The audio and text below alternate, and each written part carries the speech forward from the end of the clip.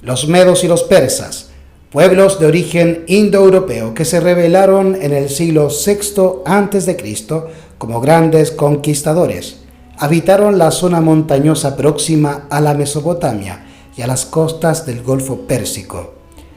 Esta región no es más que la parte oeste y suroeste de una inmensa meseta de más de 2 millones de kilómetros cuadrados de superficie, el Irán.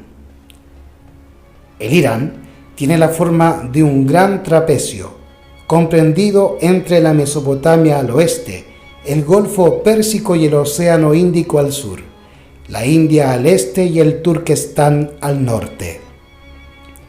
El Irán está limitado por cadenas de montañas, entre las cuales está enclavada la extensa meseta irania. Este cinturón montañoso detiene con sus elevados picos los vapores de la atmósfera y convierte de este modo a la gran planicie central en un desierto tan extenso que, para cruzarlo, las caravanas emplean más de un mes. En cambio, las laderas montañosas están fertilizadas por el curso de los ríos y arroyos alimentados por la nieve de las cumbres. Los anchos valles que atraviesan las montañas son tierras aptas para el cultivo de cereales y se dan con extraordinaria facilidad los árboles frutales y las flores. La rosa, el peral, el cerezo, el duraznero y el avellano son en su mayor parte plantas originarias del Irán. Además, los abundantes pastos de esas regiones facilitaron la explotación de la ganadería. Los imperios de la Biblia, los medos y los persas.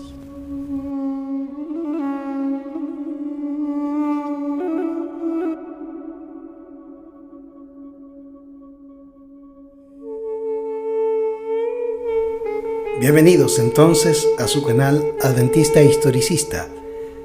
Hoy vamos a hablar de los medos y los persas, el segundo imperio mundial que la Biblia nos relata a través de las profecías del libro de Daniel. Así que vamos a comenzar, como lo hicimos con el video anterior sobre los babilonios, utilizando un libro de historia de un escritor ateo que se llama Seco el Auri.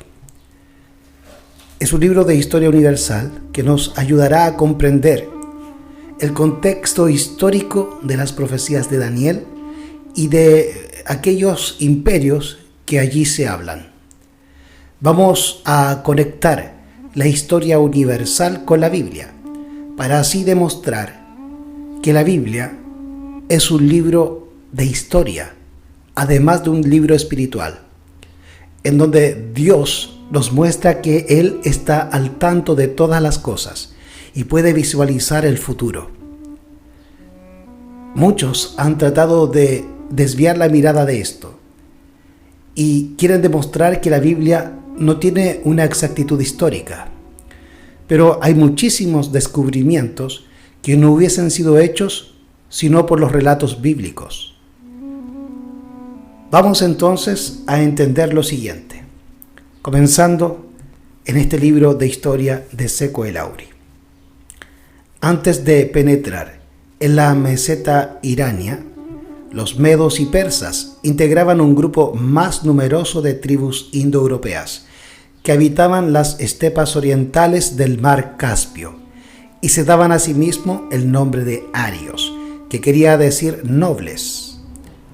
Como hemos estudiado anteriormente, los babilonios derivaban de la familia de Cam, hijo de Noé. Mencionamos por ahí también a los semitas, que vienen de Sem. En el caso de los medos y persas, se narra aquí que son parte de un grupo de tribus de un origen común que se les llama indoeuropeos.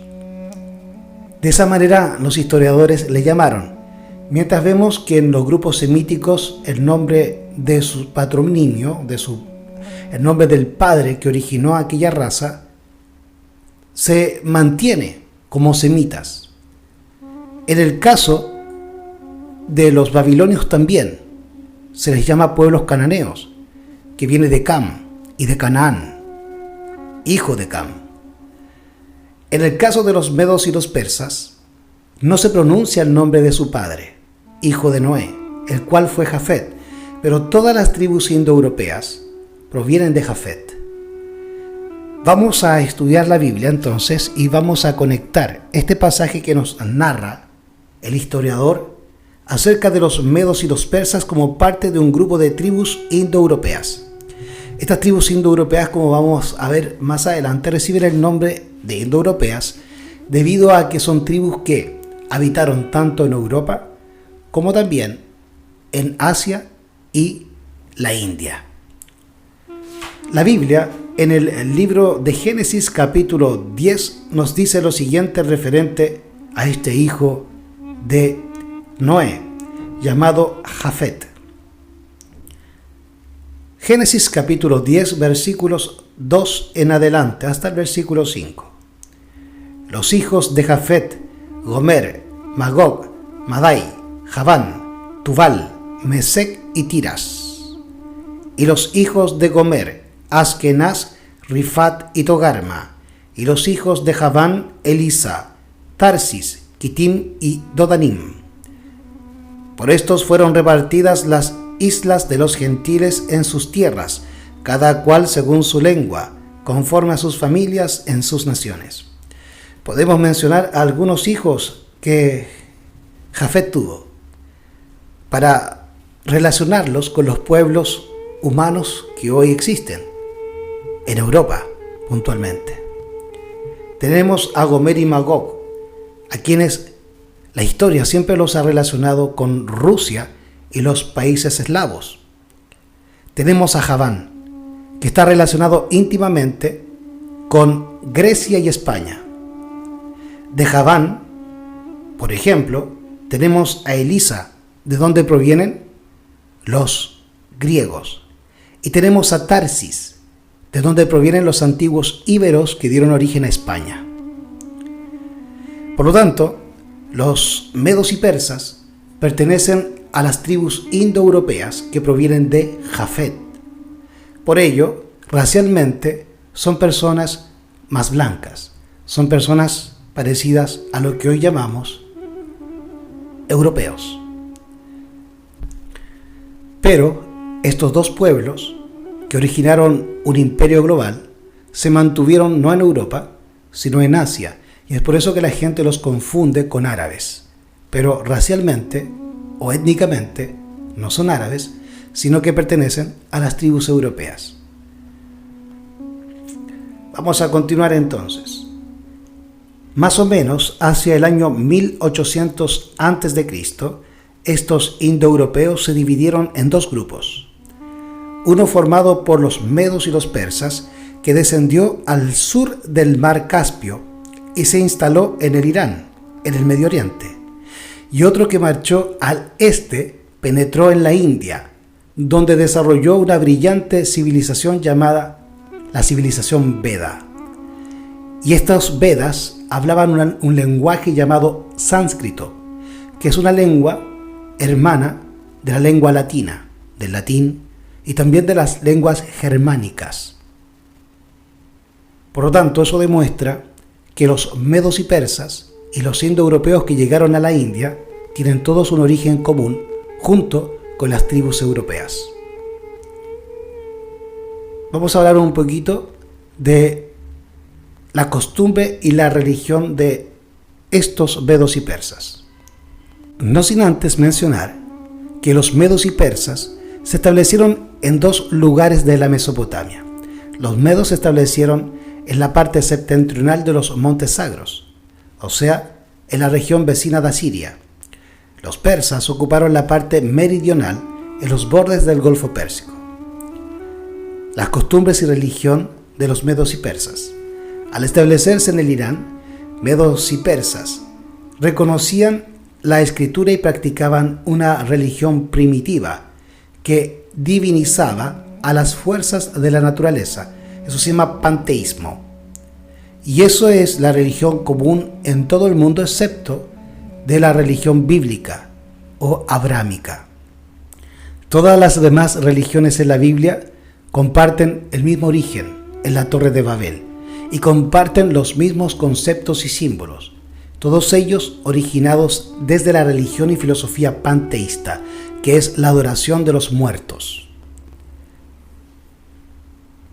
Vamos a continuar entonces. No se organizaron los medos y persas en un estado, y durante muchos siglos los pequeños grupos vivían preferentemente dedicados a la ganadería y en particular a la cría del caballo. A principios del milenio I, Zoroastro, personaje cuya vida ha sido desfigurada por la leyenda, propagó e impuso en el Irán una nueva religión que tenía por principal divinidad a Hormuz o Ahura Mazda.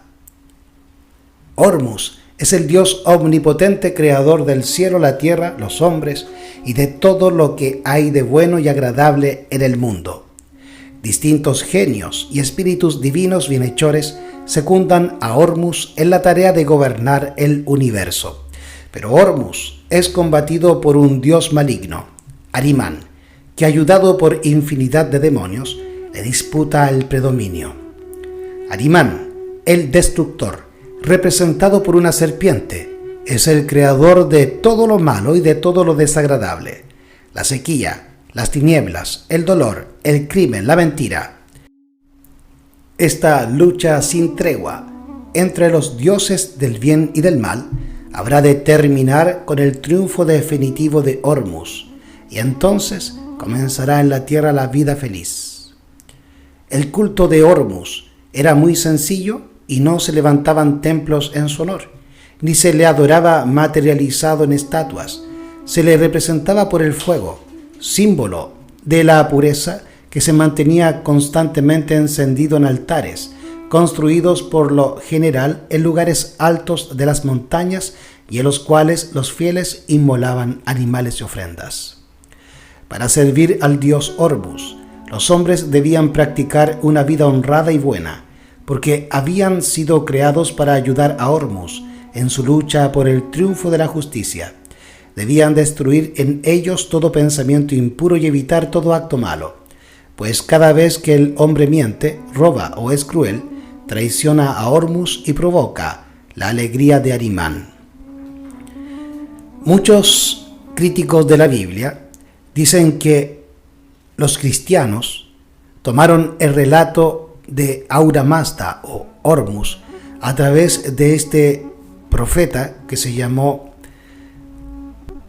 Zoroastro, y dicen que los cristianos hemos copiado de Zoroastro y su religión monoteísta la religión cristiana o a Jesucristo, sacándolo del símbolo de Hormuz o de Ahura Mazda.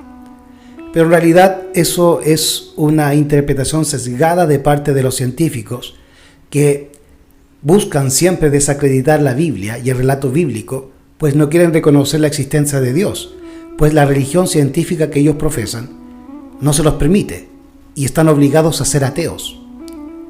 Eso es una obligación que se le impone a cada estudiante que entra a una universidad a estudiar ciencia. Es parte de la obligación para poder titularse, dejar de creer en Dios. Por lo tanto, en las universidades se obliga y se impone una creencia atea que desvirtúe a Dios de todo pensamiento humano. Es por eso que estas personas dan este tipo de argumentos que no son válidos y que no están en armonía con la historia misma. Pero la Biblia puede comunicarse con la historia, pues están en armonía, pues Dios es el que ha dirigido tanto la escritura de la Biblia, a través de la inspiración divina, como los eventos históricos que Él permite que sucedan. Porque Él está al tanto de toda la historia y está al mando de todos los sucesos que ocurren debajo del sol y también en el universo entero.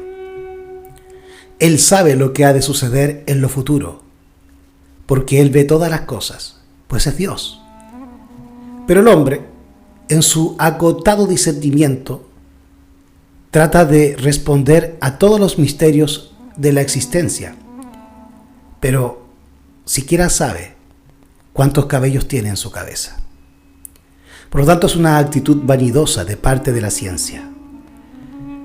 En realidad, lo que ocurre es que Dios ha tenido profetas en distintos lugares y en distintos tiempos de la historia humana. Ejemplo, la Biblia en el Génesis nos habla de un profeta previo al nacimiento de Israel como pueblo. Muchos cristianos creen que los profetas fueron solamente israelitas o judíos, y no es así. Hubieron profetas más antiguos que el mismo Abraham. El caso de uno, en tiempos de Abraham, se llamó Melquisedec.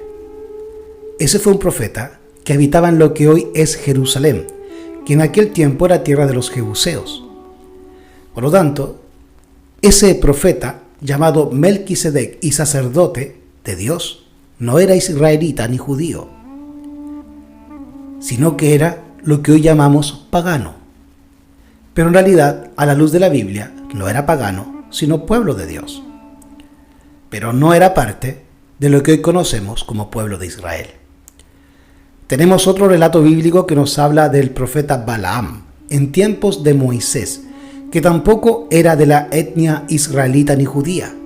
No era hijo ni de Abraham, ni de Isaac, ni de Jacob.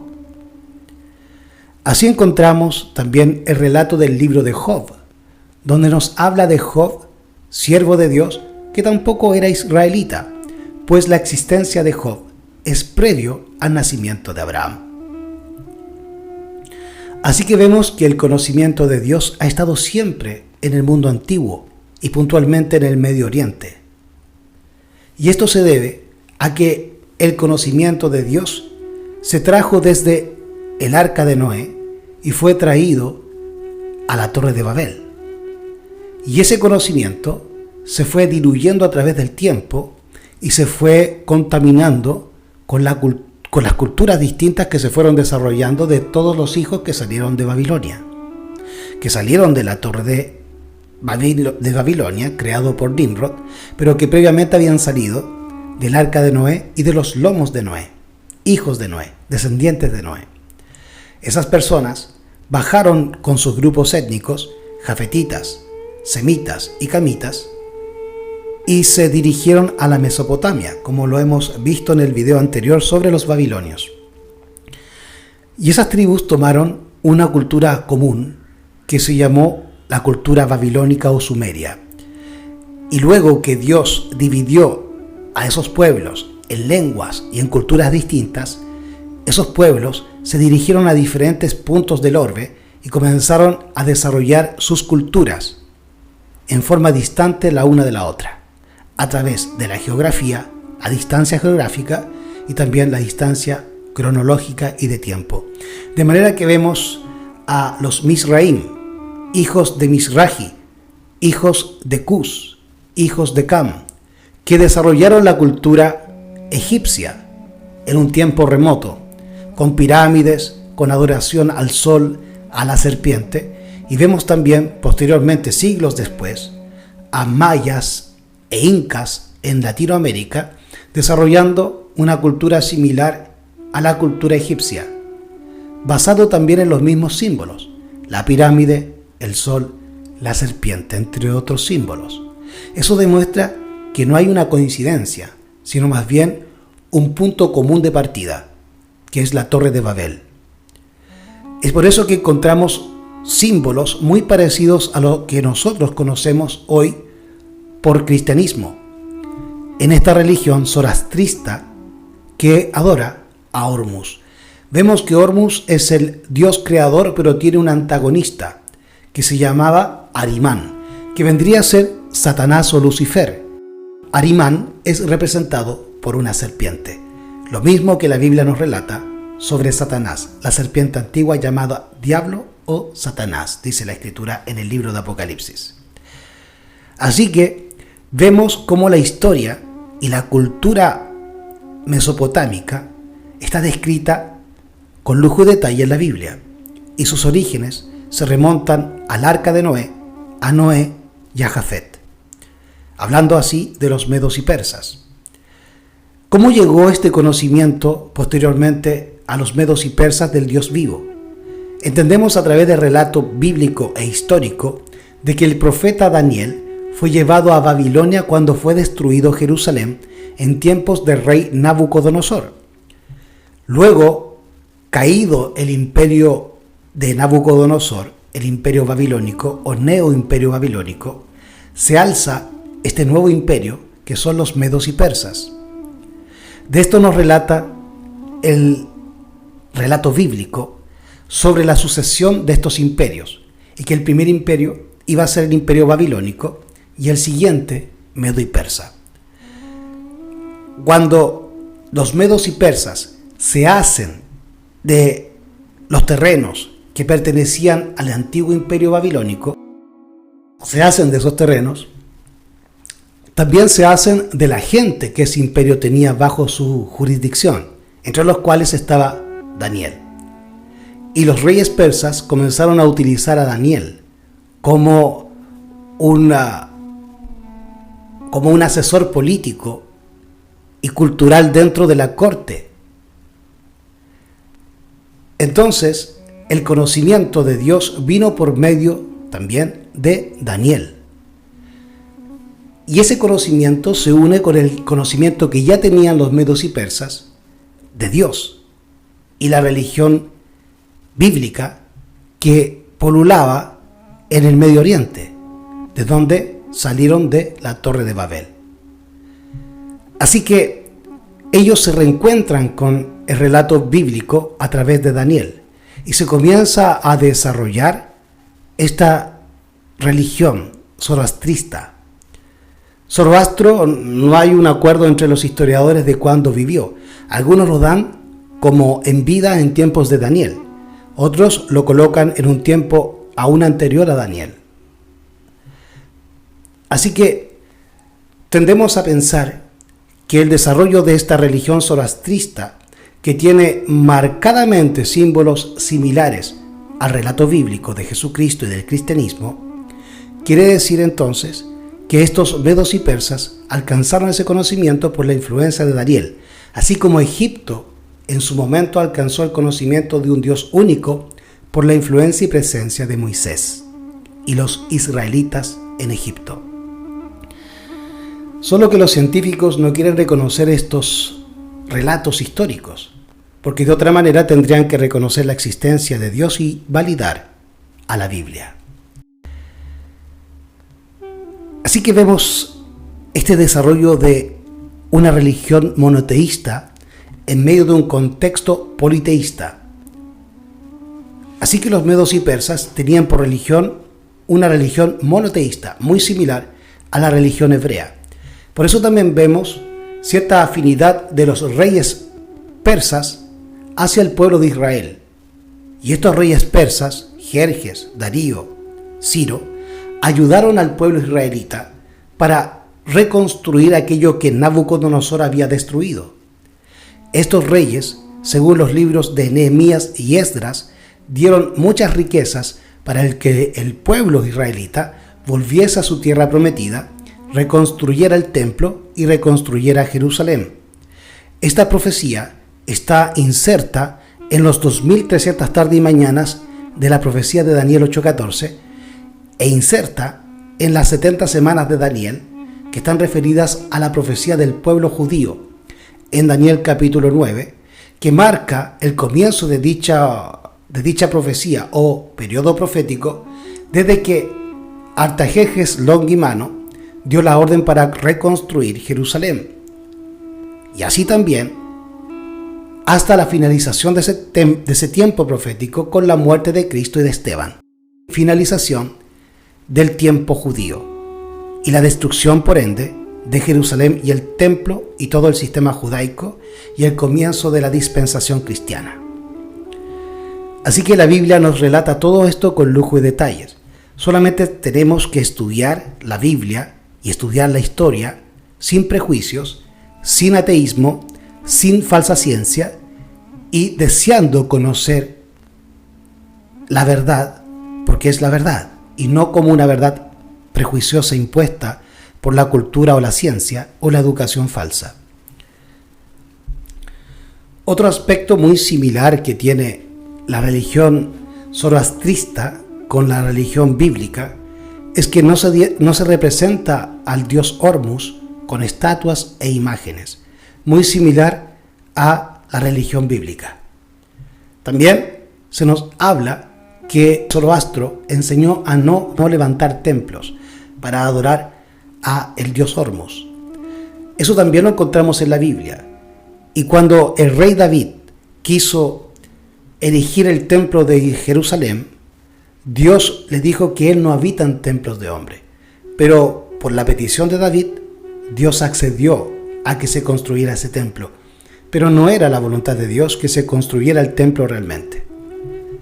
Ahora, también encontramos otras particularidades similares, como es la oración a través de ritos de sacrificio y la presencia del fuego eterno y puro.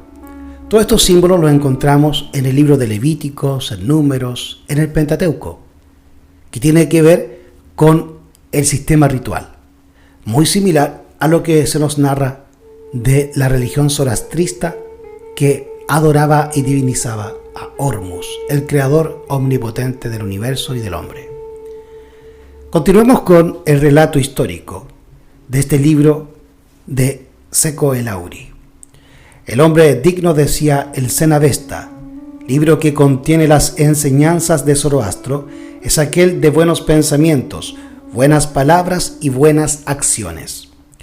El que labora sus campos, establece un hogar y practica una vida pura, halaga más a Hormuz que si le ofreciese 100 sacrificios. De eso nos relata el libro de los Salmos, capítulo 51, versículos 16 al 19, lo siguiente. Dice el rey y profeta David: ¿por qué no quieres tú sacrificio, que yo lo daría? No quieres holocaustos. Los sacrificios de Dios son el espíritu quebrantado. Al corazón contrito y humillado, no despreciarás tú, oh Dios. Por lo tanto, vemos esta conexión entre el relato bíblico y los valores bíblicos con este relato histórico sobre la religión zoroastrista de los medos y persas. Los conceptos valóricos y rituales aparentemente son lo mismo, y aparentemente sería la misma religión, pero no es así. Lamentablemente, los medos y persas se hallaban en un contexto geográfico que pertenecía a la cultura sumeria babilónica, a los camitas, a los cusitas. Y ellos tenían una religión ocultista que es la que ha dado origen e influenciado a todas las demás religiones actuales, que nosotros llamamos religiones paganas. Estas religiones paganas, muchas de ellas, como el hinduismo, el budismo, el brahmanismo y el zoroastrismo, tienen ciertos aspectos similares a la religión bíblica, pero difieren de algunas cosas. Una de ellas es la creencia de un día de reposo distinto al día de reposo bíblico. La Biblia habla del sábado, pero estas religiones hablan del domingo. Estas religiones difieren también de la religión bíblica en el hecho de que creen en la inmortalidad del alma. Todo este conocimiento es traído de Egipto y también de Babilonia, de los tiempos de Nimrod.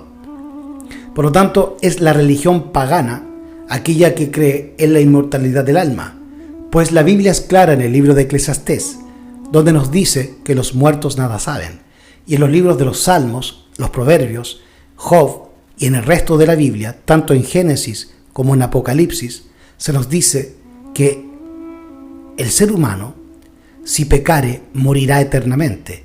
Y también el libro de Ezequiel nos narra la destrucción definitiva de Satanás, así también el libro de Apocalipsis en el capítulo 20.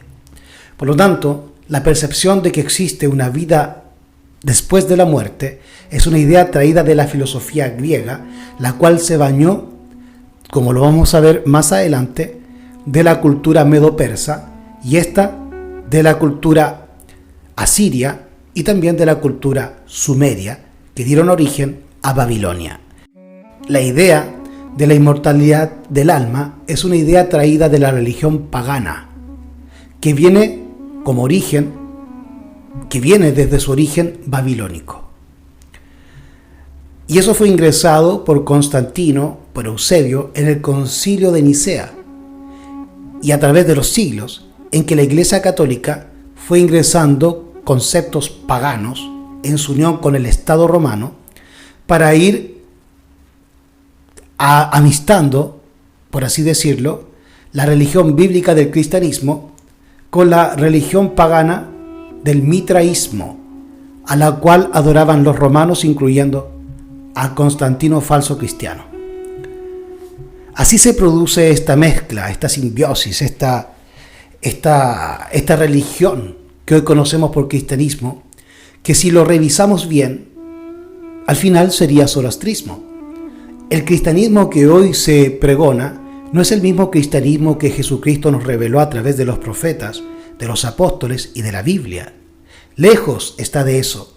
Por lo tanto, el zoroastrismo hoy vendría a ser muy similar al cristianismo que predican los católicos y los protestantes y evangélicos. Y es por eso que los críticos de la Biblia confunden el cristianismo con el zoroastrismo.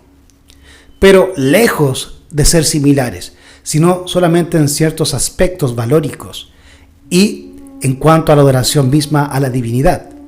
Pero en otros puntos de doctrina difieren notablemente. El zoroastrismo cree en la inmortalidad del alma. La Biblia dice: los muertos nada saben. Así que Satanás también puede interferir en la religión verdadera para llevarla a través de los mitos, a través de la cultura, a una desfiguración de la misma. El ejemplo es el cristianismo, como yo les digo, y el mayor ejemplo es la Iglesia Católica y la religión católica, que comenzó desde la Biblia, pero que se ha ido pervirtiendo a través de los siglos, influyéndose en ella distintos aspectos que son traídos del paganismo. Exactamente fue también lo que le ocurrió a la religión de Moisés. Y los judíos que partieron con Moisés en el Sinaí terminaron desarrollando una falsa religión que fue tomando tópicos también de los babilonios, de los medos y persas, de los griegos a través de la filosofía y también de los romanos.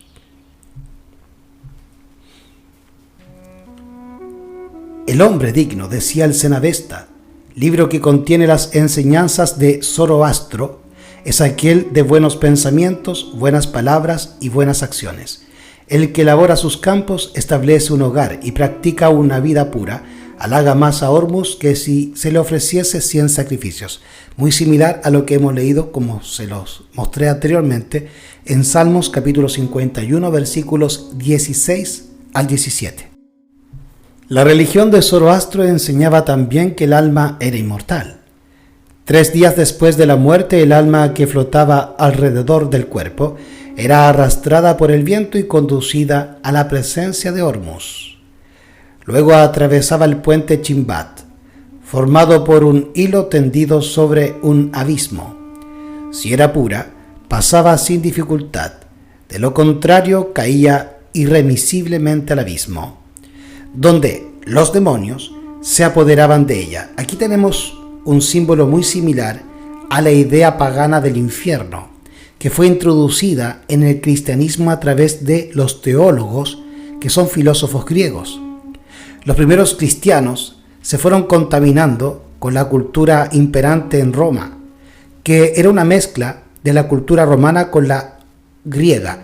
Es por eso que Occidente recibe el nombre de cultura greco-romana o judeocristiana en otros aspectos. Pero puntualmente en lo cultural se le llama greco-romana o cultura greco-romana, hablando de Occidente.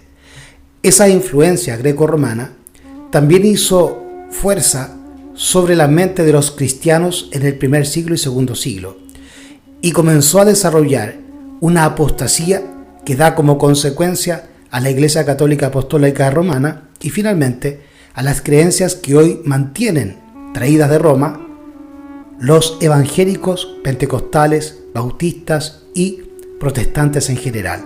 Por eso la Biblia le llama a estas iglesias Babilonia, principiando por la Iglesia Católica y las iglesias protestantes. Pues sus creencias no son sacadas de la Biblia, sino del paganismo.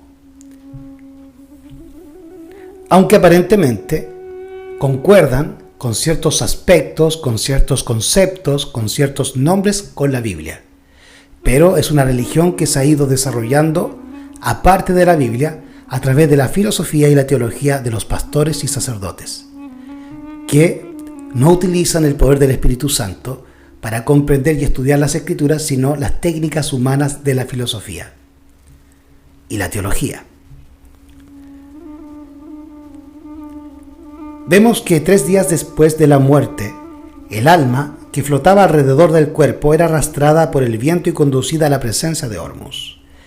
Luego atravesaba el puente Chimbat, formado por un hilo tendido sobre un abismo. Si era pura, pasaba sin dificultad; de lo contrario, caía irremisiblemente al abismo, donde los demonios se apoderaban de ella. El cuerpo del difunto era considerado como una cosa impura. Muy parecido también con lo que encontramos en la Biblia. En la Biblia también nos habla que cuando una persona tenía contacto con un difunto, esa persona quedaba impura y debía participar de un rito de purificación durante una semana. El cuerpo del difunto era considerado como una cosa impura por cuanto la muerte significaba un pasajero triunfo de Arimán. No podía pues ser enterrado ni quemado ni arrojado al río sin profanar la tierra, el fuego o el agua. Se lo depositaba en grandes torres abiertas por la parte superior, donde era devorado por las aves de presa. Excepcionalmente se enterraban los cadáveres, y así se hizo, por ejemplo, más tarde con los de los reyes, pero en tales casos se les cubría enteramente con cera para evitar el contacto directo con la tierra. La religión de Zoroastro revela una gran elevación moral, superior a los cultos politeístas de Mesopotamia. Por lo tanto, les vuelvo a reiterar, la religión zoroastrista, que adoraba a Hormuz, es una religión monoteísta similar a la religión bíblica, con valores similares y con rituales muy similares, pero con diferencias doctrinales como es la inmortalidad del alma. Entonces, esta religión era superior moralmente a las distintas religiones panteístas y politeístas del Medio Oriente. Y esto se debió, lo vuelvo a reiterar, por la influencia histórica que tuvieron los medos y persas y los reyes persas de Daniel, el cual les presentó por testimonio de vida y de palabra el relato bíblico y el conocimiento del Dios de la Biblia, Jehová. El reino Meda. Hasta la época de los sargonidas, los medos y los persas no intervinieron en las luchas que fue escenario el cercano oriente. Los medos y persas eran 2 tribus de origen único, Jafet, y eran pueblos indoeuropeos, como vimos al comienzo. Ambos pueblos tienen el mismo origen, están constituidos muy similarmente, étnicamente hablando, políticamente hablando, culturalmente hablando y geográficamente hablando. Uno está al lado del otro. Así son los medos y persas. Contienen el mismo origen étnico, lingüístico, cultural, geográfico, pero se desarrollaron como 2 pueblos separados, pero con un origen común. Los persas pasaron a ser más conocidos y más importantes a través de la historia, pero al principio los medos eran más importantes, como lo vamos a ver aquí, y la Biblia, a través de símbolos, nos relatan exactamente lo mismo. Así que hay una conexión entre la Biblia y la historia. Hasta la época de los sargonidas. Los sargonidas era una dinastía o una familia real que venía de Sargón. Vuelvo a reiterar, hasta la época de los sargonidas, los medos y los persas no intervinieron en las luchas de que fue escenario el cercano oriente. En el siglo VIII, los asirios, que también tenían origen semita, que entonces estaban en el apogeo de su fuerza, impusieron su dominación a los medos. Las luchas con los invasores favorecieron, sin embargo, la unificación de las distintas tribus vencidas, y en el siglo siguiente aparece formado ya un reino cuya capital es Ecbatana. Esta dinámica en que, producto de las invasiones de un imperio global, se produce la unificación de tribus, se va a ver con posterioridad en el desarrollo de las distintas culturas e imperios que se fueron levantando sucesivamente posterior a los babilonios y los medos y persas. Producto de las invasiones asirias a las zonas del Irán, los medos y persas tuvieron que reorganizarse y unificarse para luchar contra este enemigo común.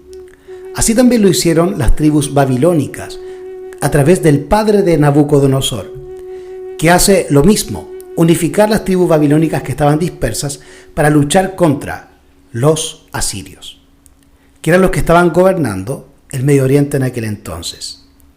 Posteriormente, cuando se erige el imperio medo-persa, los medos y persas, en su afán de conquista, se dirigen hacia Europa, a la Anatolia.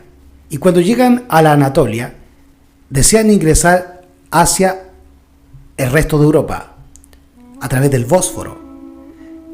Y se encuentran con la cultura helénica o griega, que para entonces se encontraban luchando entre ellos, entre griegos. Y producto de la unificación organizada por Filipo de Macedonia, padre de Alejandro Magno de Macedonia, los pueblos helénicos o griegos se unifican como un todo, como una nación única, dejan de luchar entre sí y se levantan contra este enemigo común invasor que eran los medos y persas. Así también luego ocurre con los romanos, que producto de la invasión de un rey griego hacia los territorios romanos, los romanos deciden hacerle frente al imperio griego. Este rey griego era descendiente de Casandro, de uno de los diádocos de Alejandro Magno. Pero eso será tema para otro estudio, para otra oportunidad. Continuemos entonces con el relato histórico y bíblico. En el siglo VIII los asirios, que entonces estaban en el apogeo de su fuerza, impusieron su dominación a los medos. Las luchas con los invasores favorecieron, sin embargo, la unificación de las distintas tribus vencidas, y en el siglo siguiente ya aparece formado un reino cuya capital es Ecbatana. Ciásares, rey de los medos, con un ejército armado y disciplinado al modo asirio, impuso el vasallaje a los persas e intentó terminar con el poder de los asirios. Ayudado por los caldeos y por las bandas escitas del norte, logró apoderarse de Nínive y destruir el imperio de los sargonidas. Nínive, si bien es una ciudad que está dentro de los linderos del imperio babilónico, es una ciudad de origen asiria. Por lo tanto, es una ciudad de origen semítica, pero que está dentro de los territorios de Babilonia. Es por eso que se relaciona a Nínive con Babilonia, pero étnicamente tiene un origen semítico, no camita. Ayudado por los caldeos y por las bandas escitas del norte, logró apoderarse de Nínive y destruir el imperio de los sargonidas. Ya hemos visto que, como consecuencia de esta victoria, creció considerablemente el poder de los caldeos y de los medos.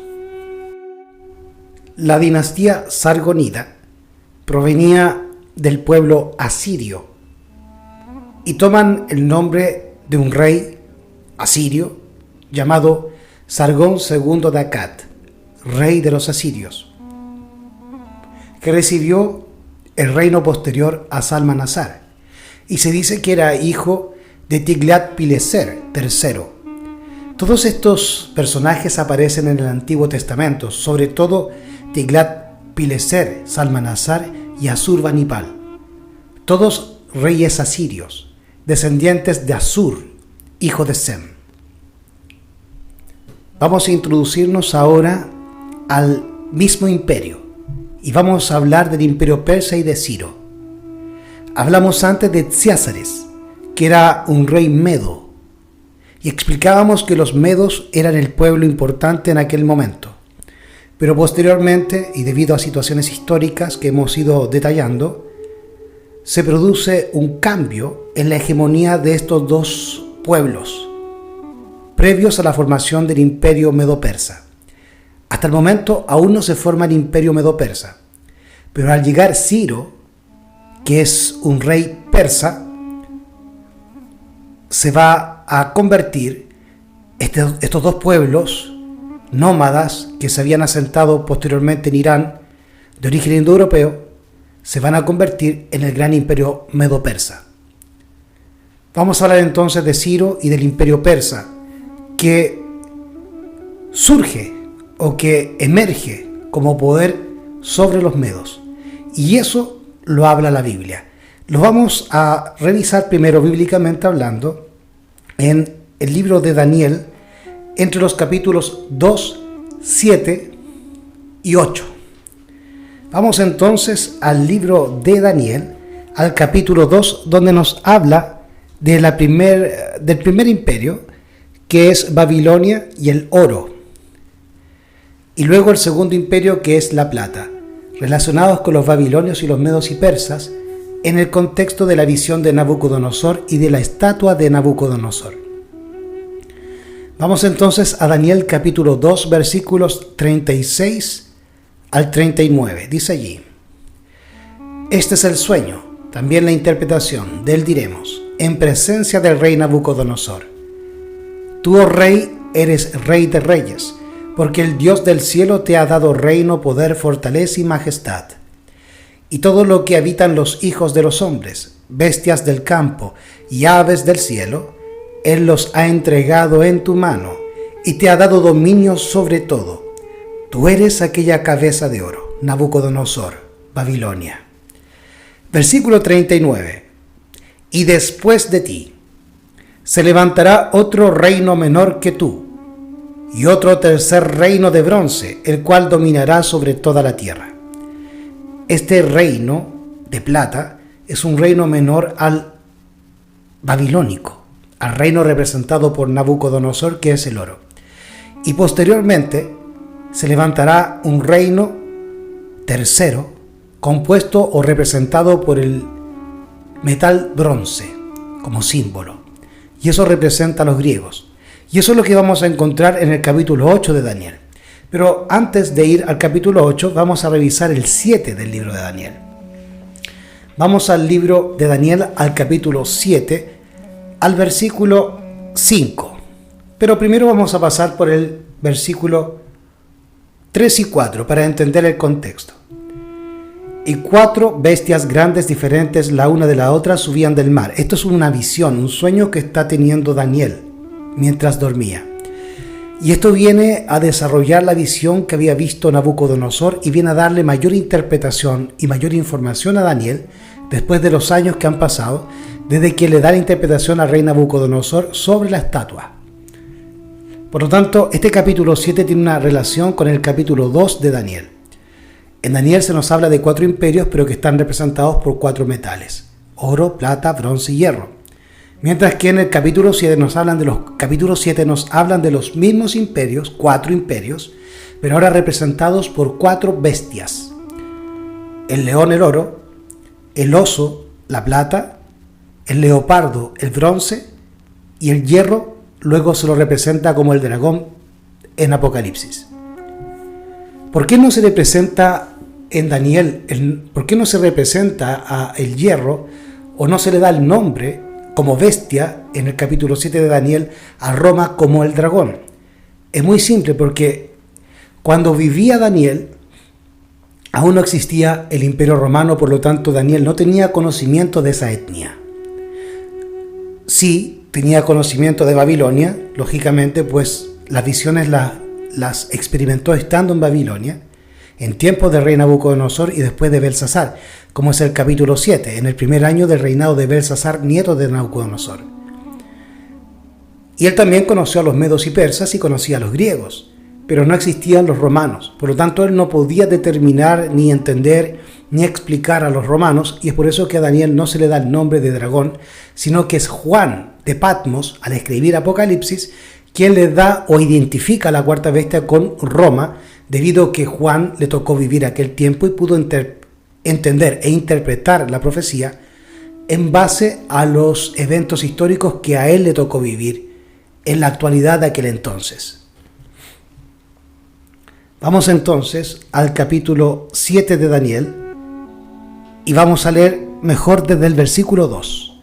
Habló Daniel y dijo: veía yo en mi visión de noche, y he aquí que los 4 vientos del cielo combatían en el gran mar. Y 4 bestias grandes, diferentes la una de la otra, subían del mar. La primera era como león y tenía alas de águila. Yo estaba mirando hasta que sus alas fueron arrancadas y fue quitada de la tierra y se puso enhiesta sobre los pies a manera de hombre, y le fue dado corazón de hombre. Esta bestia representa al oro en la otra visión de Daniel 2, es decir, a Babilonia y a Nabucodonosor, como acabamos de leer. Pero posteriormente, Daniel le decía a Nabucodonosor que se iba a suscitar otro imperio menor que él. Este imperio, históricamente, es Medo y Persia, representado en el capítulo 2 por la plata y acá por el oso. Versículo 5 del capítulo 7 de Daniel, hablando de Medo-Persia. He aquí otra segunda bestia semejante a un oso, la cual se puso a un lado, y tenía en su boca 3 costillas entre los dientes, y le fue dicho así: levántate, traga mucha carne. El hecho de que el oso esté inclinado más hacia un lado y que ese brazo en que se inclina hacia un lado es más grande que el otro, implica, como lo vamos a ver también en el capítulo 8 de Daniel, que uno de esos 2 reinos, uno de esos 2 brazos, uno de esos 2 cuernos, como aparece en el libro de Daniel, el capítulo 8, es más grande y más importante que el otro. Y eso tiene que ver con el predominio, tanto militar como cultural e histórico, de los persas por sobre los medos, aunque como vimos antes, fueron los medos los que primero avasallaron a los persas, pero luego los persas terminan conquistando a los medos y el rey Ciro, rey persa, unifica los 2 reinos, los medos y los persas, conformando así el gran imperio medo-persa. Vamos entonces a la Biblia, que nos dice lo siguiente: he aquí otra segunda bestia semejante a un oso, la cual se puso a un lado y tenía en su boca 3 costillas entre los dientes, y le fue dicho así: levántate y traga mucha carne. Este símbolo de que el oso tenía 3 costillas también lo vamos a ver aquí a través del libro de historia. Eso demuestra que la Biblia nos está hablando por símbolos para explicarnos la historia de los eventos que tienen relación con los imperios globales que se han suscitado desde Babilonia y Nabucodonosor, pasando por los medos persas, los griegos, los romanos, el papado y la actualidad. Dios conoce el futuro. Así que Dios está al mando de toda la historia humana. Y Él lo reveló a sus profetas. Porque Amós 3:7 dice: porque no hará nada el Señor Jehová sin que revele sus secretos a sus siervos los profetas. Por lo tanto, la Biblia, al ser mostrada de esta manera, con la historia, y viendo cómo lo que está en la Biblia y en los profetas se cumple al pie de la historia, le da a la Biblia un estatus mucho más amplio y mucho más alto que un simple libro. Lo convierte en el libro de los libros, en un libro santo y sagrado. Ciro y el imperio persa. Vamos también a revisar a Daniel capítulo 8 en los versículos 2, 3 y 4. Y también vamos a revisar el 5. Daniel capítulo 8 versículos 2 al 5. Vi en visión y sucedió cuando la vi que yo estaba en Susán, que es cabecera del reino en la provincia de Elam. Estas son las provincias del imperio medo-persa. Vi pues en visión estando junto al río Ulai, Y alcé mis ojos y miré y aquí un carnero que estaba delante del río, el cual tenía 2 cuernos. Este carnero representa, como vamos a ver en la interpretación que Daniel da, o que se le da a Daniel, más adelante en el mismo capítulo, representa a los medos y persas. Por lo tanto, cada cuerno significa un reino o un príncipe que gobierna sobre un reino. Y en este caso, estos 2 cuernos que lleva este carnero representan uno a los medos y el segundo cuerno a los persas. Pero la Biblia nos va a decir que uno de esos cuernos era más alto y más prominente que el otro. Dice de nuevo el versículo 2 del capítulo 8 de Daniel.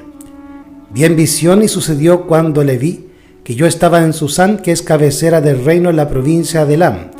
Y vi en visión estando junto al río Ulai. Verso 3. Y alcé mis ojos y miré ya aquí un gran carnero que estaba delante del río, el cual tenía 2 cuernos, y los 2 cuernos eran altos, pero uno era más alto que el otro, y el más alto subió a la postre. Quiere decir que ese cuerno más alto no era alto, porque subió a la postre. Quiere decir que estaba en una situación de menor dignidad, por así decirlo, que el otro cuerno. Pero al sube a la postre, a la postrimería. Quiere decir que pasa finalmente a ser más grande que aquel cuerno que era más notable que él. Se transforma en un cuerno más alto que el otro cuerno que lo gobernaba. Y eso lo va a demostrar ahora la historia. Voy a volver a leer el párrafo previo al párrafo que habla de Ciro y del imperio persa. Vamos a volver a nombrar la parte que corresponde a los medos, para que se entienda. Ciázares, rey de los medos, con un ejército armado y disciplinado al modo asirio, impuso el vasallaje a los persas e intentó terminar con el poder de los asirios. Ayudado por los caldeos y por las bandas escitas del norte, logró apoderarse de Nínive y destruir el imperio de los sargonidas, imperio asirio. Ya hemos visto que, como consecuencia de esta victoria, creció considerablemente el poder de los caldeos y de los medos. Pero vamos ahora a la historia de los persas, no sin antes terminar el relato bíblico en el capítulo 8 de Daniel. Dice, y alcé mis ojos y miré ya aquí un carnero que estaba delante del río, el cual tenía 2 cuernos, y los 2 cuernos eran altos, pero uno era más alto que el otro, y el más alto subió a la postre. Vi que el carnero hería con los cuernos al poniente, al norte y al sur, y que ninguna bestia podía mantenerse en pie delante de él, ni había quien librara de su mano, y hacía conforme a su voluntad, y se engrandecía. Esto que dice aquí, en el versículo 4 del capítulo 8 de Daniel, donde dice que habían otras bestias que no podían competir, que no podían luchar contra esta bestia, que es este carnero con 2 cuernos, que es Medo-Persia. Esas bestias están representadas en el capítulo 7 con las 3 costillas que tiene en el hocico el oso, que representa Medo-Persia. Esas 3 costillas son costillas de estas bestias que no podían confrontar a los medos y los persas, de la cual se habla en el versículo 4 de Daniel 8. Ahora voy a pasar al versículo 20, donde se explica quién es ese carnero. Daniel capítulo 8, versículo 20. Aquel carnero que viste, que tenía 2 cuernos, son los reyes de Media y de Persia. Por lo tanto, el carnero con los 2 cuernos son los reyes de Media y Persia, según el ángel que le da la interpretación a Daniel en el versículo 20 del capítulo 8. Y esta situación que se ve en el capítulo 8 es un desarrollo de la luz del capítulo 7, y el capítulo 7 es un desarrollo de la luz del capítulo 2 de Daniel. Por lo tanto, Daniel capítulo 2 es la profecía básica, Daniel capítulo 7 es un desarrollo de esa profecía, y Daniel capítulo 8 es una profundización de esas profecías. Así que, en el siguiente relato que vamos a leer en este libro de historia universal, vamos a corroborar los aspectos bíblicos que nos hablaban de las características que tenía este imperio medo-persa. Entonces nos decía en el capítulo 7 que era un oso que tenía 3 costillas en la boca o en el hocico. Y en el capítulo 8 nos relata que esas 3 costillas tienen que ver con ¿qué? Con las bestias que no podían darle oposición, que fueron conquistadas por los medos y los persas para que los medos y los persas pudiesen adquirir el control global y ser el único imperio hegemónico en la zona. No podía tener una hegemonía global el imperio medo-persa si compartía el reino o los terrenos con los otros imperios que habían en la zona. El historiador nos va a demostrar quiénes eran esos imperios que le hacían sombra a los medos y persas, o cuáles fueron los imperios que tuvo que arrasar o avasallar para poder hacerse de la hegemonía política, económica, cultural y religiosa de la zona mesopotámica y posteriormente de parte de Europa y de África. Pero también vamos a entender el tema de por qué un cuerno era más alto que el otro, por qué un brazo o por qué el oso estaba más inclinado hacia un lado que al otro, que es la misma razón, bajo el mismo símbolo, de por qué un cuerno era más alto que el otro. O sea, los persas subieron a la postre y fueron más poderosos, más connotados, más conocidos que los medos. Ciro, el imperio persa. Los medos perdieron pronto el imperio tan rápidamente forjado. Ciro, jefe local de los persas, se sublevó contra la autoridad del rey Astiages, rey medo, hijo de Ciázares, que también era un rey medo que mencionamos hace unos minutos atrás. En el año 548 a.C., Ciro destrona a Astiages y lo sustituye en el mando. La lucha entre medos y persas no fue una guerra entre pueblos extraños, sino más bien una revolución dinástica en la que muchos medos favorecieron los proyectos de Ciro. El reinado de Ciro señaló el comienzo de un periodo de brillantes conquistas, continuadas con éxito por sus sucesores, Cambises y Darío. Vamos a ver ahora el tema de las 3 costillas. Cuando Ciro subió al trono, existían en el cercano oriente, además del reino persa, otros 3: Lidia en Asia Menor o Anatolia, Babilonia y Egipto. Los 2 primeros, Lidia y Babilonia, fueron conquistados por Ciro y sus territorios se convirtieron en provincias del imperio persa. Así, en pocos años, Ciro duplicó los territorios de su imperio y los extendió hasta encontrar el mar por el oeste y los desiertos por el noreste. Había creado el imperio persa, al que dejaba dueño de todas las comarcas civilizadas del Asia Occidental. Cambises, hijo de Ciro, gobernó poco tiempo, entre los años 529 al 522 a.C., pero durante su reinado conquistó Egipto. Ahí tenemos las 3 costillas que tiene en el hocico el oso en Daniel capítulo 7, versículo 5. Y estas son las 3 bestias que no pudieron oponerse al imperio medo-persa, que se relata en Daniel capítulo 8, versículo 3 al versículo 5 de dicho capítulo. Cambises, hijo de Ciro, gobernó poco tiempo, pero durante su reinado conquistó Egipto.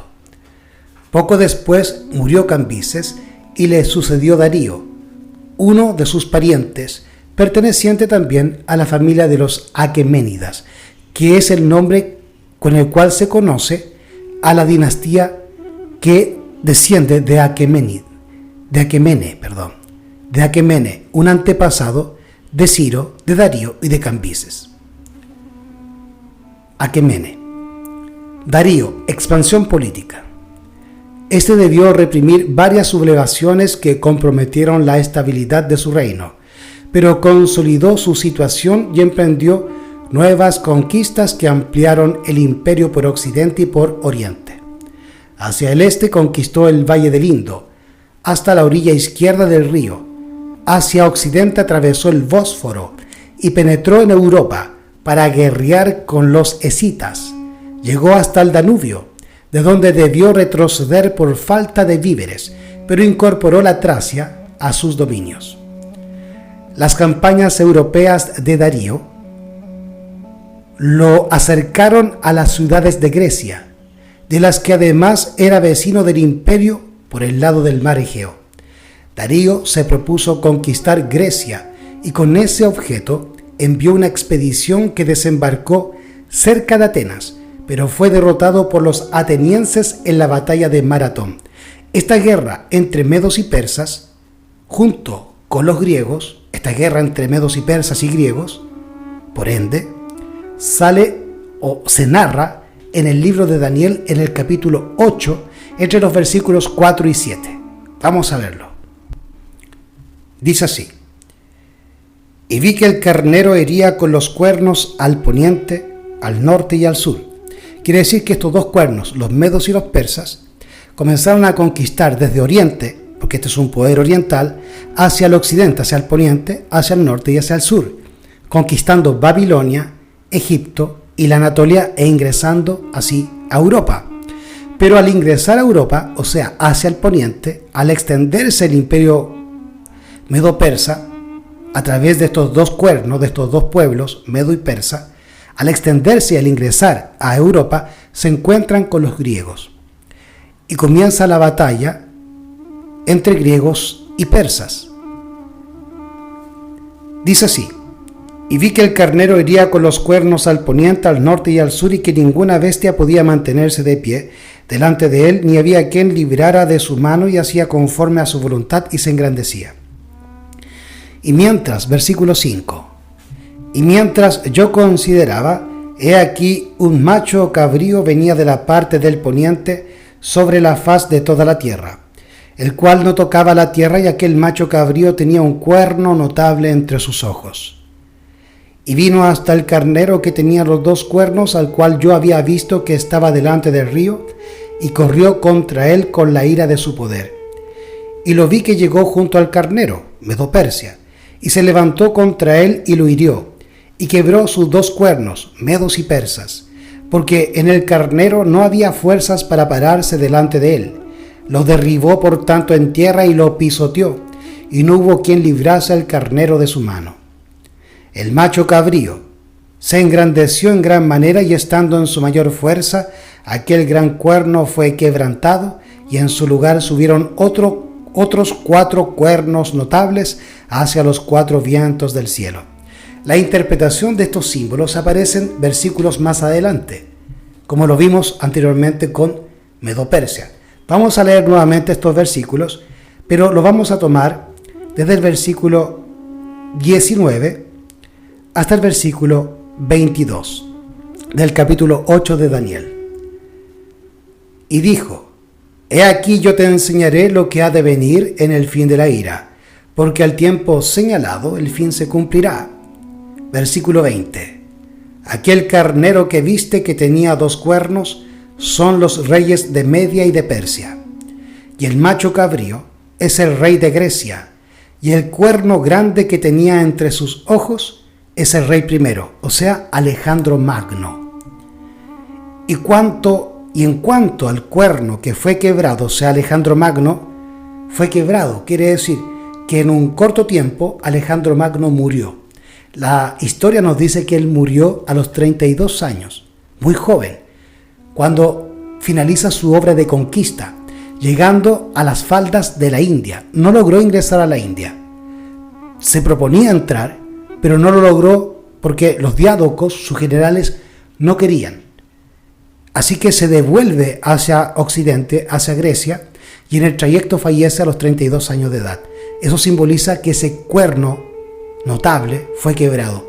Y al morir Alejandro Magno, el imperio que su padre y él habían formado, al unificar Grecia, es dividido en 4 puntos, o en 4 reinos, que son Seleuco, Ptolomeo, Lisimaco y Casandro, que son los nombres de 4 generales o diádocos de Alejandro Magno. Aquel carnero que viste que tenía 2 cuernos son los reyes de Media y de Persia, y el macho cabrío es el rey de Grecia. En otras versiones dice el rey de Javán, y Javán era descendiente de Jafet. Y el cuerno grande que tenía entre sus ojos es el rey primero, Alejandro Magno. Y en cuanto al cuerno que fue quebrado y sucedieron 4 en su lugar, significa que 4 reinos se levantarán de esa nación, mas no con la fuerza de él, no con la fuerza de Alejandro Magno. Ningún general que le sucedió a Alejandro, ningún diádoco logró la gloria y el poderío que tuvo Alejandro. Alejandro Magno es único, pero se dividió su imperio en sus 4 generales: Lisímaco, Casandro, Ptolomeo y Seleuco. Seleuco se hace de los territorios que eran Babilonia. Ptolomeo se hace de los territorios que pertenecían a Egipto, creando así la dinastía lágida o ptolomeica, de la cual nace Cleopatra. Casandro va hacia lo que es Macedonia y Grecia, y Lisímaco hacia lo que era el antiguo reino de Lidia en la Anatolia o en la Asia Menor. Así que ahí vemos la conexión de la profecía bíblica con el cumplimiento de la historia.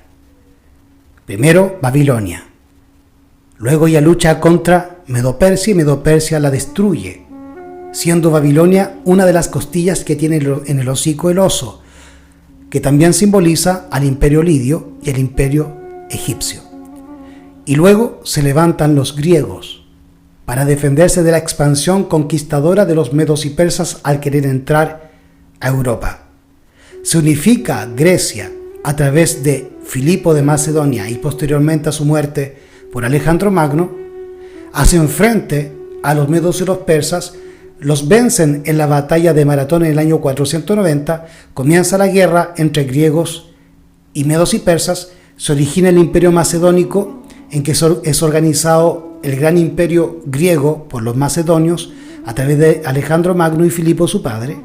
Luego muere Alejandro Magno en el momento de su mayor poder y le suceden sus 4 generales o diádocos: Lisímaco, Casandro, Ptolomeo y Seleuco. Eso es lo que nos dice la historia. Vamos a continuar entonces con el relato histórico. Las campañas europeas de Darío lo acercaron a las ciudades de Grecia, de las que además era vecino del imperio por el lado del mar Egeo. Darío se propuso conquistar Grecia y con ese objeto envió una expedición que desembarcó cerca de Atenas, pero fue derrotado por los atenienses en la batalla de Maratón en el año 490 a.C.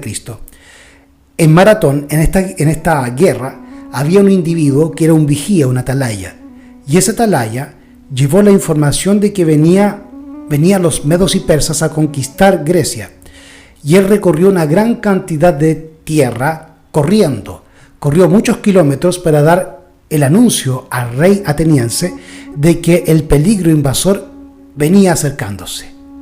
Es por eso que a las carreras atléticas de larga distancia se le llama maratón, debido a esta situación histórica que ocurrió entre medos y persas y griegos. Con Darío el imperio persa llegó a su apogeo, comprendió todos los países de la vieja civilización del cercano oriente y además la meseta irania, hasta las fronteras de la India. Como vemos oportunamente, este grandioso imperio fue a su vez conquistado siglo y medio después de la muerte de Darío por los griegos mandados por Alejandro de Macedonia o Alejandro el Grande en el año 330 a.C. Hablemos ahora de la organización del imperio. Además de conquistador afortunado, Darío fue un gran organizador. Él fue quien dio al imperio persa una verdadera unidad. Para ello, y siguiendo el ejemplo de Ciro, respetó los usos y costumbres de los pueblos que lo integraban, con lo cual obtuvo lo que nunca lograron los asirios: evitar las rebeliones locales. Y eso es lo que quiere lograr el nuevo orden mundial o el nuevo imperio global, para poder unificar a todo el mundo en una paz y seguridad falsa. Porque la profecía bíblica dice que cuando digan paz y seguridad, entonces vendrá el fin y no escaparán. Eso demuestra que estamos muy cerca del fin del tiempo, para el regreso de Jesucristo, porque está muy cerca el día en que se declarará paz y seguridad, y es por eso que está el Papa Francisco hoy en Egipto trabajando en el COP27 para unificar a todos los pueblos en ecumenismo, respetando las idiosincrasias, las filosofías, las creencias de cada país, tal cual lo hicieron los medos y los persas.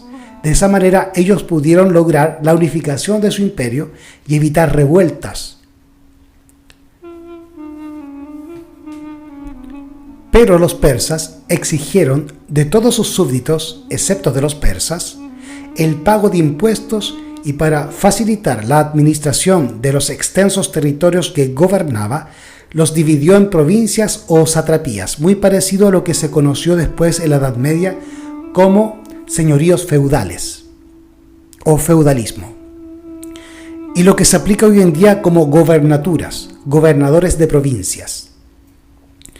Al frente de cada satrapía se hallaba un sátrapa o un gobernador provincial, agente directo del rey y autoridad suprema en materia de justicia, percepción de impuestos, obras públicas y reclutamiento de tropas.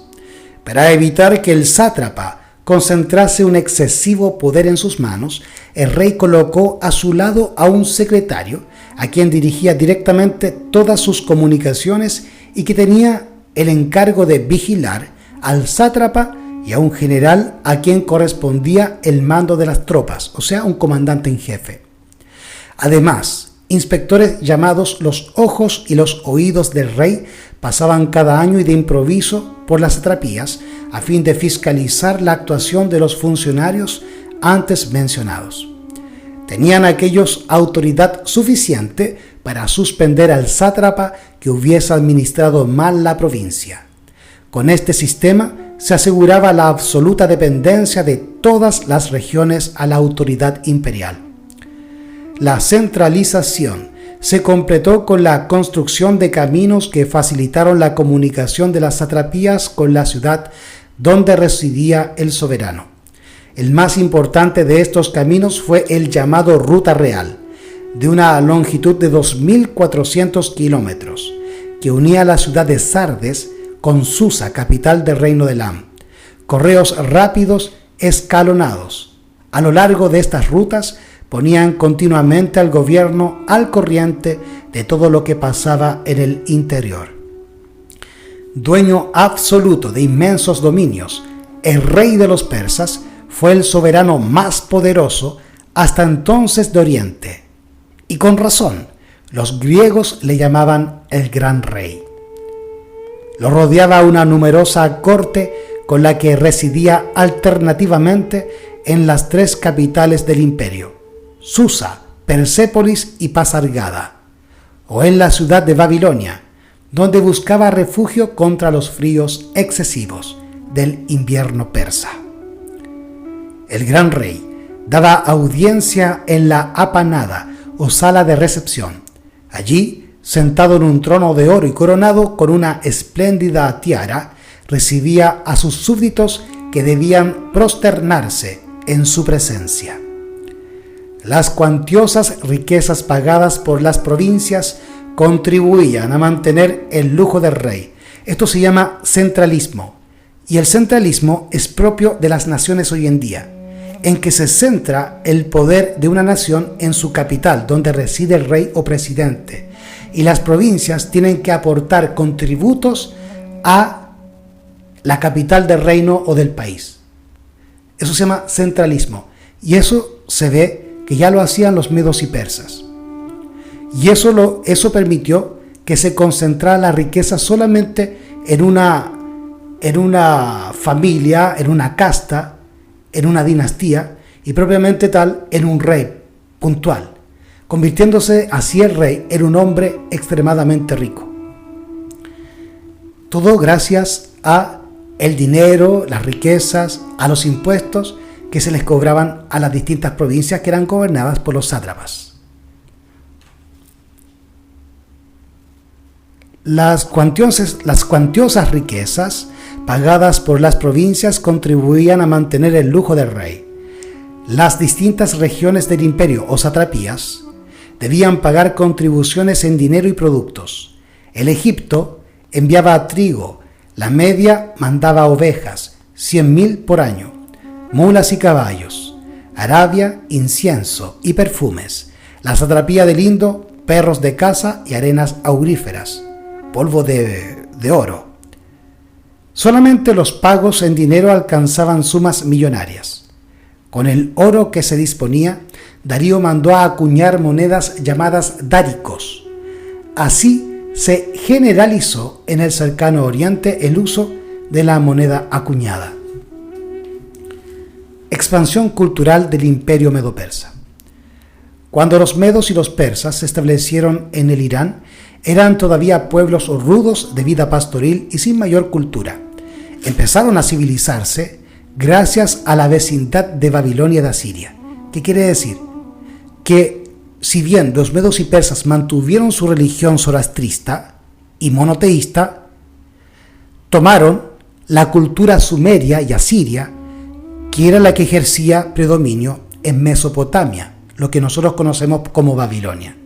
Por lo tanto, los medos y persas terminaron babilonizándose culturalmente, y eso también influyó en su religión antes mencionada, en la religión zoroastrista, tomando entonces tópicos de la cultura y religión babilónica, como la inmortalidad del alma. Vuelvo a reiterar, cuando los medos y los persas se establecieron en el Irán, que quiere decir arios, eran todavía pueblos rudos de vida pastoril y sin mayor cultura. Empezaron a civilizarse gracias a la vecindad de Babilonia y de Asiria, de las que tomaron la escritura cuneiforme, las artes y la organización militar. No adoptaron los dioses de Mesopotamia, pues siguieron fieles a la religión de Zoroastro, pero en lo demás, los persas fueron continuadores de la civilización de Mesopotamia, modificándola, porque sus conquistas los vincularon estrechamente con la civilización egipcia. Los resultados de esta síntesis cultural se observan claramente en el arte del tiempo de Darío y sus sucesores. El arte persa se reveló sobre todo en los palacios, porque la religión prescindía de los templos, como vimos antes. Y las tumbas solo se construyeron por excepción en honor de los reyes. Las tumbas de los reyes persas, a imitación de los hipogeos egipcios, que son tumbas enclavadas en las rocas de los cerros, fueron cavadas en las paredes rocosas de los desfiladeros que conducen a Persépolis. Los palacios persas estaban construidos, como los de Mesopotamia, sobre enormes plataformas de 10 a 15 metros de altura. Al frente había un pórtico con columnas, cuyo capitel estaba formado por cabezas de toro. Posiblemente los techos de madera permitieron reducir el volumen de la columna, en beneficio de su esbeltez. Dentro de los palacios había varias hipostilas, imitación egipcia, cuya entrada estaba vigilada por grandes toros alados, imitación asiria. Las distintas influencias no perjudicaron la unidad del conjunto. Hay un estilo persa, cuya característica consiste precisamente en la síntesis armoniosa y hábil de elementos extraños. Por eso los palacios son como un símbolo del imperio persa, que supo realizar también la síntesis de todas las civilizaciones del cercano Oriente. Y eso es lo que nosotros estamos viendo hoy, como este imperio global, este imperio mundial, el nuevo orden mundial que se quiere establecer, está haciendo una síntesis entre todas las naciones, respetando sus religiones, respetando sus políticas, respetando las razas. Así se va a lograr una homogeneización de la raza humana en un solo pueblo en todo el mundo, generando así un imperio global. Todas estas ideas son traídas de estos imperios antiguos, que también buscaron la globalización del tiempo y del mundo de entonces. Las distintas influencias no perjudicaron la unidad del conjunto, Hay un estilo persa cuya característica consiste precisamente en la síntesis armoniosa y hábil de los elementos extraños. Por eso, los palacios son como un símbolo del imperio persa, que supo realizar también la síntesis de todas las civilizaciones del cercano oriente. La formación del imperio persa es un acontecimiento capital de la historia del hombre y del antiguo oriente, pues en ese vasto imperio se fusionaron las diversas civilizaciones orientales. Esa unificación cultural fue favorecida por la organización del imperio, que respetó las modalidades de los distintos pueblos sometidos, fortaleció la paz y la seguridad. Ojo con eso. La historia nos dice que los medos y persas buscaron la paz y seguridad respetando las culturas y religiones de todos los pueblos que ellos iban avasallando. Y eso mismo está haciendo este nuevo orden mundial, vuelvo a reiterar, para lograr la paz y seguridad que habla la profecía en la Biblia. Buscan a través del Papa y a través del ecumenismo religioso ingresar por medio de la religión a la política y de esa manera trasladar el ecumenismo religioso a un ecumenismo político, cultural y económico, y lograr así la unión de todos los pueblos que están avasallados por el centralismo del emperador romano. Esto es el Papa, usando la ONU. Vuelvo a reiterar esta parte. Esa unión, esa unificación cultural fue favorecida por la organización del imperio, que respetó las modalidades de los distintos pueblos sometidos, fortaleció la paz y la seguridad y estimuló cada vez más la compenetración y la vinculación de todos ellos. Los griegos influyeron en esta civilización especialmente cuando Alejandro de Macedonia, al mando de los griegos, conquistó íntegramente el imperio persa a fines del siglo IV a.C., 200 años después de Ciro. Pero también los persas influyeron sobre sus vencedores, que asimilaron muchos elementos de la cultura persa. Así, el oriente persa, que habían tomado de la cultura babilónica, sumeria y asiria, así el oriente persa influyó sobre el pueblo griego y por su intermedio sobre los romanos y los demás pueblos de Occidente hasta nuestro tiempo actual. Y el sistema que hoy nos rige está gobernado por el papado. El Papa es el emperador de Roma en la actualidad, y esos emperadores vestidos de cristianos son los anticristos, que se hacen pasar por Cristo pero que se oponen a Cristo. Y el símbolo de ese poder, de ese emperador, es otra bestia, que es un leopardo. Y esto lo encontramos en Apocalipsis capítulo 13, desde el versículo 2 y el versículo 3. Y la bestia que viera semejante a un leopardo, y sus pies como de oso, y su boca como boca de león, y el dragón le dio su poder, su trono y grande autoridad. Vamos a leer solamente el 2 del capítulo 13 de Apocalipsis. Lo vuelvo a reiterar. Y la bestia que viera semejante a un leopardo, y sus pies como de oso, y su boca como boca de león, y el dragón le dio su poder, su trono y grande autoridad. ¿Qué nos está diciendo aquí? Lo mismo que nos dice el historiador Seco el Auri, ateo, en su libro de Historia Universal. Vuelvo a reiterar. La bestia que vi era semejante a un leopardo, y sus pies como de oso, y su boca como boca de león, y el dragón le dio su poder, su trono y grande autoridad. El leopardo es un símbolo de Grecia en el capítulo 7 de Daniel. El oso, como vimos, es un símbolo de Medo y Persia.